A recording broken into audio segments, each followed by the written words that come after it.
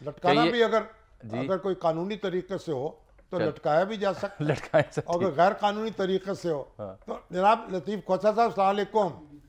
جی وعلیکم السلام جناب، یہ پیپلز لائٹ فورم جو ہے اس نے آپ کی صدارت سے اپنے آپ کو آزاد کر لیا، یہ ہوا کیا؟ دیکھیں کچھ بھی ایسی بات نہیں ہے، میں کھوسہ گروپ کا ہیڈ تھا اس وقت۔ پاکستان میں دو ہی گروپ تھے، ایک کو میں چلاتا تھا۔ رانی شہید بے نظیر بھٹو نے پہلے کہا کہ کھوسہ صاحب کا یہ جو پروفیشنل تشخص ہے وہ ہمیں زیادہ سوٹ کرتا ہے، کیونکہ یہ تو بانی رکنوں میں سے ہیں، شہید بابا میرے والد صاحب کے ساتھ بھی انہوں نے کام کیا ہے، تو اس لیے پہلے تو انہوں نے کہا۔ بعد میں ایک سٹیج آئی کہ انہوں نے مجھے کہا کہ آپ پی ایل ایف کی جو ہے پاکستان کو تنظیم میں اس کی تنظیم بھی کریں اور اس کو جو ہے ٹیک اوور کریں۔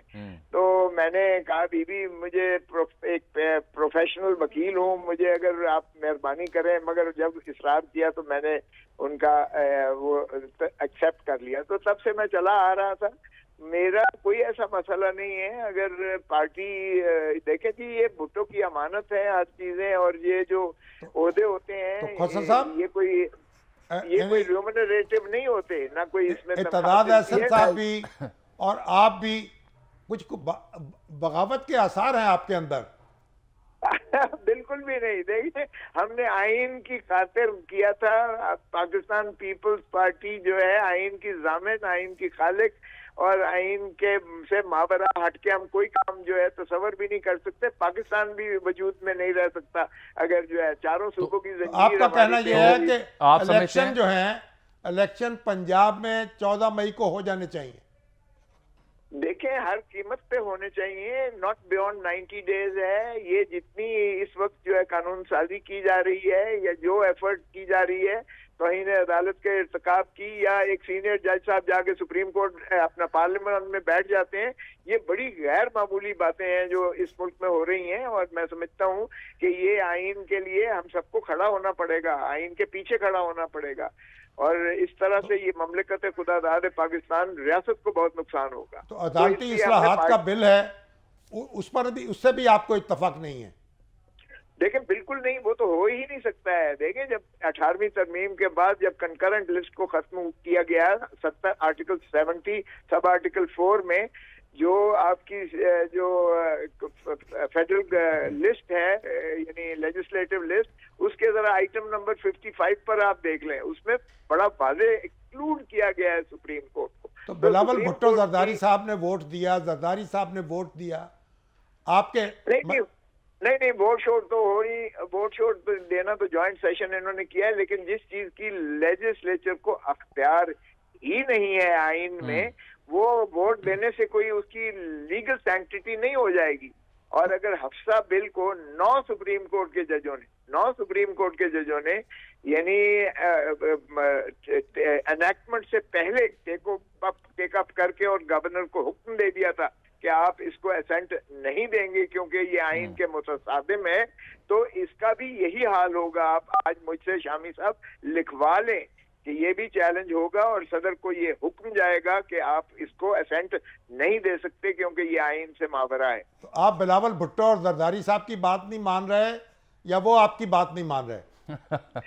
دیکھیں یہ میں نہیں کہہ رہا، دیکھیں میں اس کنٹروورسی میں نہیں پڑتا۔ میں پیپلز پارٹی ہوں اور پیپلز پارٹی میں میرا وجود میرے اسٹوڈنٹ لائف سے آ رہا ہے۔ ہم بھٹو کے خون کو یا اور بے نظیر رانی شہید بے نظیر کے خون کو رائے گان نہیں ہوتا دیکھ سکتے، نہ ہونے دیں گے۔ اور یہ آئین کی بالادستی کو اگر کسی میں مضمر ہے ہمارے ملک کی یگانگت، ملک کی بقا، ملک کی ترقی، آپ درست فرما رہے ہیں، لیکن آپ کی گفتگو سے اگر میں یہ سوال آپ کے سامنے رکھوں کہ آئین کی خالق اور آئین کی ضامن جو پارٹی ہے وہ اس وقت پی ڈی ایم کا حصہ بن کے آئین کی خلاف ورزی کر رہی ہے، تو یہ غلط ہوگا؟ بالکل غلط ہے، کیونکہ پاکستان پیپلز پارٹی جو تین پیز ہیں، جس کا شہید بابا ذوالفقار علی بھٹو بانی ہے، اور اس کے بعد نصرت بھٹو آئیں، اور پھر رانی شہید بے نظیر بھٹو جس کی چیئر پرسن تھی اور جس کا میں سیکرٹری جنرل رہا۔ میں نے خود رجسٹر کروا کے، اس کی تلوار ہمارا سمبل ہے، تلوار کا سمبل والا ایک بھی اس حکومت کے ساتھ نہیں ہے ممبر، اور نہ ہی تلوار والا سمبل کی پارٹی یعنی جو ہے آئین کی خلاف ورزی ہو رہی ہے آپ سمجھ رہے ہیں سرکار سے بھی اور پیپلز پارٹی سے بھی؟ نہیں सरकार कर रही है। देखें ये जो है पीडीएम की हुकूमत है, ये शहबाज शरीफ प्राइम मिनिस्टर है, तो पीपल्स पार्टी उसका हिस्सेदार है ना सर, उनके तमाम मामलात में तायीद करती है। ना जामी साहब ये ना करें। देखें इसमें जो गवर्निंग रेगुलेटरी सारे इलेक्शन के प्रोसेस में आप देख लें क्या कौन होता है, प्राइम मिनिस्टर आ गया, इसहाक डार कौन है, पाकिस्तान मुस्लिम लीग नून समझी है, उसके बाद ख्वाजा आसिफ कौन है, डिफेंस मिनिस्टर जो है वो भी पाकिस्तान मुस्लिम लीग नून है, फिर आज ये इंटीरियर मिनिस्टर जो है वो ख्वाजा साहब, चूंकि आप ताखीर से तशरीफ लाए तो वक्त भी कम था, जाते जाते दो अहम बातें आपसे पूछनी है। ये आज इलेक्शन कमीशन ऑफ पाकिस्तान ने रिपोर्ट जमा करवाई है सुप्रीम कोर्ट में कि फंड्स हमें नहीं मिले और ना सिक्योरिटी के अहलकार देने के लिए तैयार है, निगरान सरकार अदम वहाँ पे फराहमी का जवाब खड़ा गया है। तो इस रिपोर्ट के बाद क्या सुप्रीम कोर्ट तौहीन अदालत की कार्रवाई कर सकती है शहबाज शरीफ साहब वफाकी हुकूमत पर?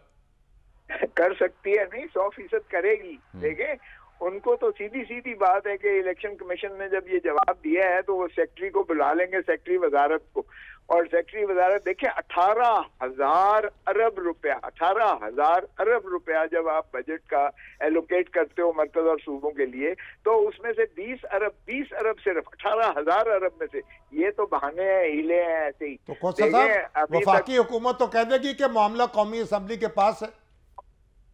नहीं वफाकी हुकूमत कुछ भी नहीं कहेगी, कुछ भी नहीं कह सकती है। सुप्रीम कोर्ट ने तो सीधा सेक्रेटरी, गवर्नमेंट होती है सेक्रेटरी उन्होंने बुलाना है खजाना को, और सेक्रेटरी खजाने को कहना है कि ये डिमांड जो इलेक्शन कमीशन ने आर्टिकल 220 में आपसे की है, आप इसको दें फौरन, 1 घंटे के अंदर, 2 घंटे के अंदर। शाम साहब कल बात कर लें मजीद। आपकी जो इंटरप्रिटेशन है ना वो फिका जाफरिया के मुताबिक लगती है और वो फिका हनफिया के मुताबिक वो काम कर रहे हैं।